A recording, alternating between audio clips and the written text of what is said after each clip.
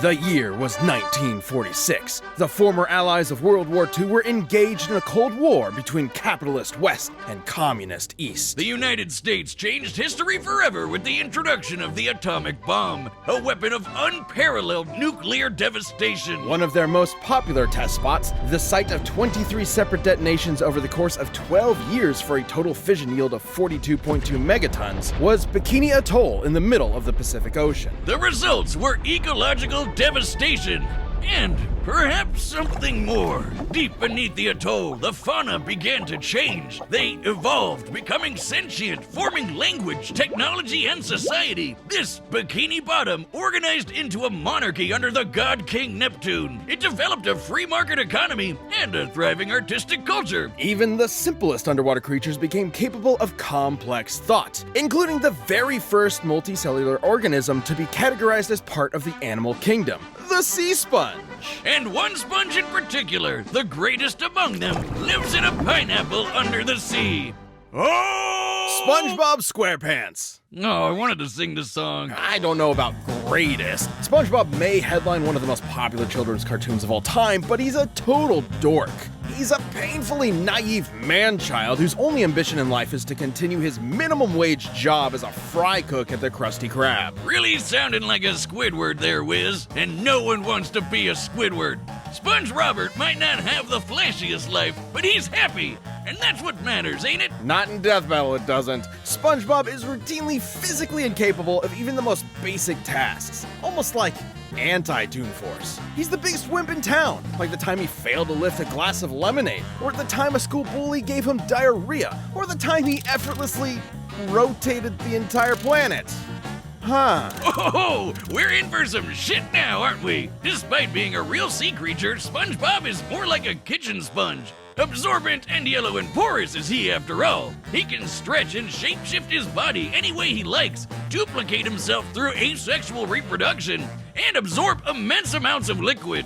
Wouldn't he always be full, though? From an entire lagoon to, oh god, enough water to replace the moon? Oh, and for some reason he has an insane healing factor. He survived being torn in half, vaporized, having his soul removed from his body, and literally being unraveled out of existence. Okay, I think we're good. We can just end the rundown here. No, I need to see how deep this rabbit hole goes. Perhaps his most mind-bending ability is his control over bubbles. No, stay with me. This is unbelievable. Like a soapy Green Lantern ring, his bubbles can become anything he wishes, from guided cruise missiles to sentient life and entire bubble societies. That's a pretty similar effect to his magic pencil, which can draw anything he wants into existence and erase it from reality just as easily. The pencil was so powerful, SpongeBob sent it back to the surface where it belonged. But in later seasons, he still just has it for some reason. And finished! I call him Doodle Whiz. Wiz, he's just like you, but I made him with a pencil. I'm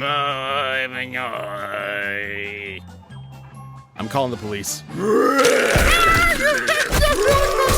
Even the mundane becomes godlike in SpongeBob's yellow hands, like his reef blower, which hoovered up the entirety of Earth's oceans in seconds and then exploded on top of SpongeBob all at once. It's estimated the entire mass of Earth's oceans is about 1.5 quintillion tons. Considering all the water refilled the planet in about 1 second, that'd be a kinetic energy of over 6,000 yotatons. That's enough energy to nuke Jupiter 13 times over. And SpongeBob was completely unharmed. His hydrodynamic spatula isn't just an impromptu bladed weapon, it's also his primary instrument to create the greatest foodstuff Bikini Bottom has ever seen, the Krabby Patty. A burger so delicious, it's basically magic. Not only is it totally addictive, SpongeBob was romantically attracted to one. It can nullify mind control, heal wounds, and even detonate. SpongeBob has survived nukes point blank, hugged his best friend Patrick so hard their DNA fused, can ride on the scene transitions, and once cried so hard he flooded Bikini Bottom, even though it's already underwater. Shit, he once grabbed a hold of this mysterious string and unraveled the entire universe. He literally undid the fabric of reality in seconds. What the f***? What was that you were saying about anti-Toon Force? I'm sorry. I'm not sure I've ever misjudged a character as severely as SpongeBob SquarePants. Nice character arc there, Wiz. Unfortunately for Roberto, the rest of the town only saw the goofy goober on the outside. It took more than one adventure to prove himself to be a real hero. You think he ever banged that squirrel? He's crushed Plankton's Plan Z, won the Battle of Bikini Bottom against an army of killer robots, and even teamed up with fellow Nickelodeon stars Timmy Turner, Jimmy Neutron, and Danny Phantom to save the Nicktoons multiverse. His biggest weakness is that he's a giant, suicidally naive idiot. And depending on the humidity of the atmosphere around him, being out of the water can dehydrate and permanently incapacitate him. Oh, also seasonal rot. Those first 3 seasons are pure gold, but after that, oh boy. There's this one episode called Squid Baby where Squidward gets brain damaged into a giant baby and shits himself on screen. What are you talking about? Oh, right. Trials and tribulations and Hasselhoffs aside, it wasn't until SpongeBob accepted himself for who he was that he was rewarded with the greatest boon of all. Middle management! So if nautical nonsense be something you wish, then pray to your yellow porous god for mercy, because his whimsical laughter is the last thing you'll ever hear. Somewhere out there, on a strange alternate version of Earth, humans coexist with anthropomorphic animals. But this world has been assailed over and over by the vile Dr. Ivo Robotnik, otherwise known as Eggman. Why the heck does he need such a dumb alias when he's already got a name as cool sounding as Robotnik? But hope persisted. Whenever the Eggman hatched a scheme, one did not have to wait long for a certain blue streak to speed by. This was Sonic the Hedgehog. He's the fastest thing alive! He's the fastest thing alive! While Sonic has a superhuman physique overall, speed is his speciality. In fact, superhuman speed is a natural trait for the anthropomorphic hedgehog, though Sonic's abilities are far superior to his kin. Wait a minute, all hedgehogs have super speed? That doesn't make any sense. Well, real hedgehogs are also nocturnal, not blue, and when they try to make friends with foxes, they get eaten. So I don't think Sega cares. Alright then, to stop Eggman from turning all his animal pals into batteries, Sonic cranked up that speed and weaponized it. He can crush his enemies with the spin attack, strike multiple times with the homing attack, go 0 to Sonic Boom instantly with the super peel out, and plow through hordes of badniks with the spin dash. Holy crap! I think this guy would just vomit all the time. He's also used a number of power-ups throughout his adventures, including elemental shields. The Aqua Shield is especially useful as it grants him an incredibly high bouncing jump and protection against his greatest nemesis. Robotnik? No, water. Seriously, Sonic, buddy, learn to swim already and save our ears from that nightmare music.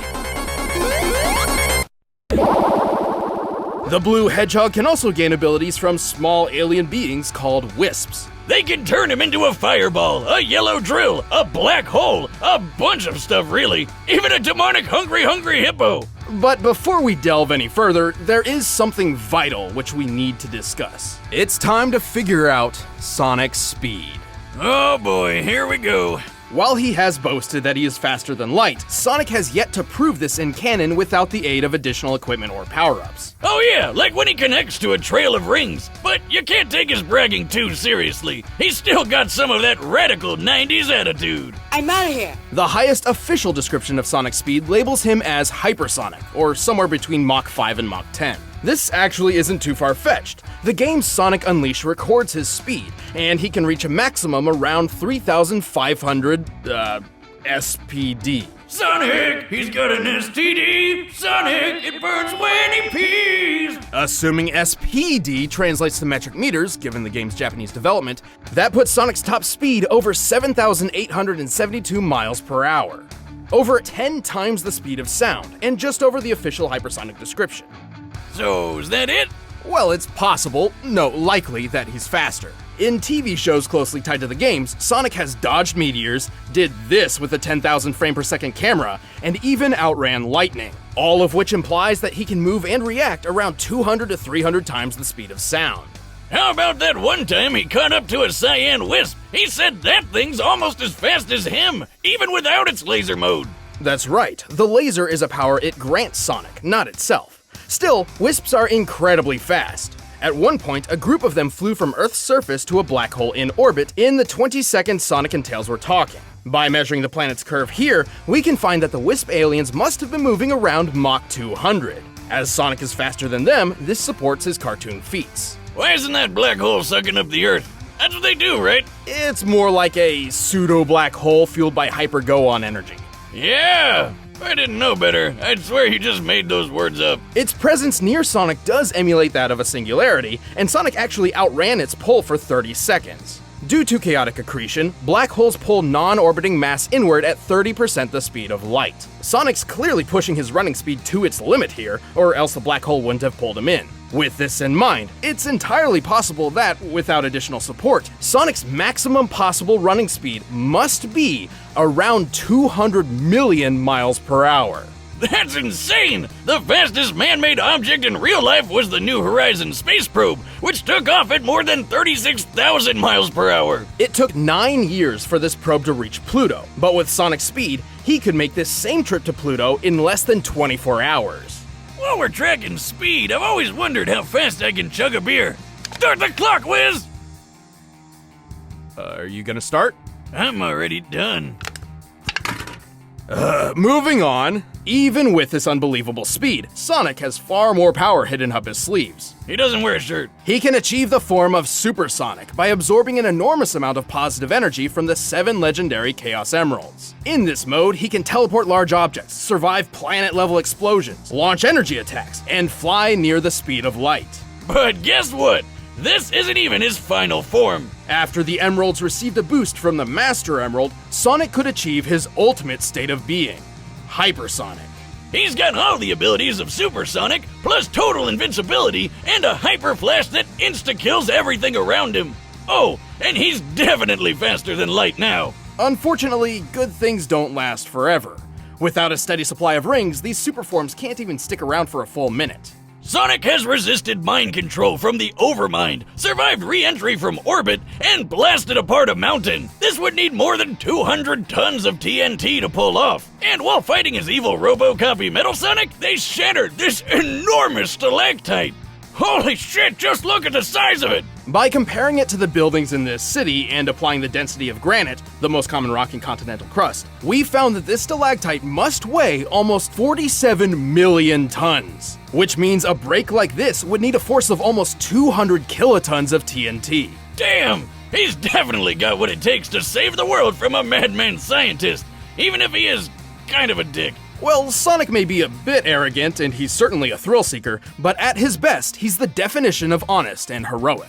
He's used his powers to defeat Eggman time and time again, even against gigantic death machines and cataclysmic events. Those cute and cuddly forest critters can rest easy when Sonic's gotta go fast. I'll show you how outclassed you really are. I'm in a class all my own. Time to put up or shut up, Infinite.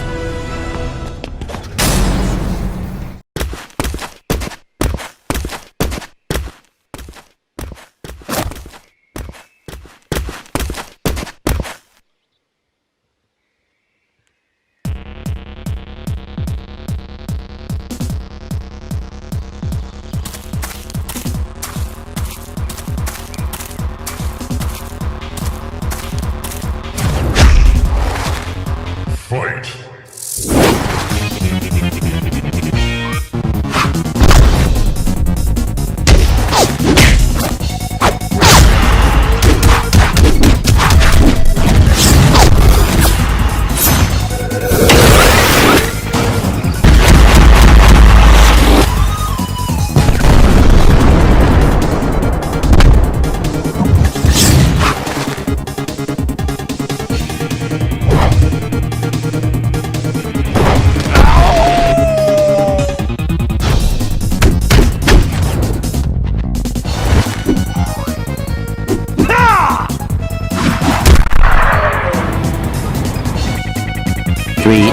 Later.